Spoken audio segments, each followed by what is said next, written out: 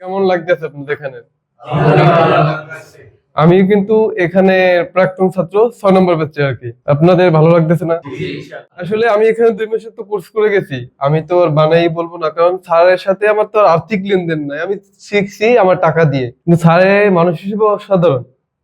মানে বুঝলেন, আমি এখান থেকে 2 মাস কোর্স করে গেছি। আমি এখন বর্তমানে একটি ওয়ার্কশপে আছি। যদি আপনারা এখান থেকে বের হয়ে যান, তাহলে দেখবেন যে এখানে আপনি যে কি শিখছেন আর বাইরে গেলে দেখবেন ভাই একটা লোকের সাথে আপনি কম্পেয়ার করতে পারবেন যে আমি কি শিখে গেছি। যদি বিদেশে যান কেউ, যদি আপনার আত্মীয় স্বজন থাকে, তাহলে এখানে রিকমেন্ড করতে পারেন নির্ভয়, কারণ এখানে আপনার কাজ শিখে গেলে আপনি নিজেই অনুভব করতে পারবেন আমি কতটা দক্ষতা অর্জন করছি।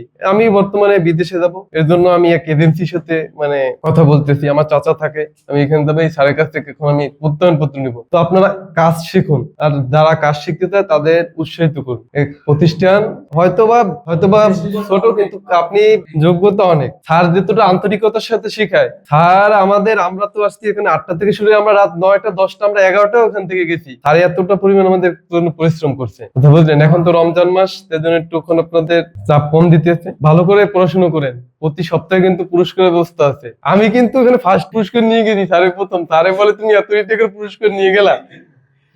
ঠিক আছে, সবাই চেষ্টা করুন। তবে আপনারা যেহেতু কম আছেন, হয়তো রমজানের জন্য। আচ্ছা, তো ভালো থাকেন, আল্লাহ হাফেজ।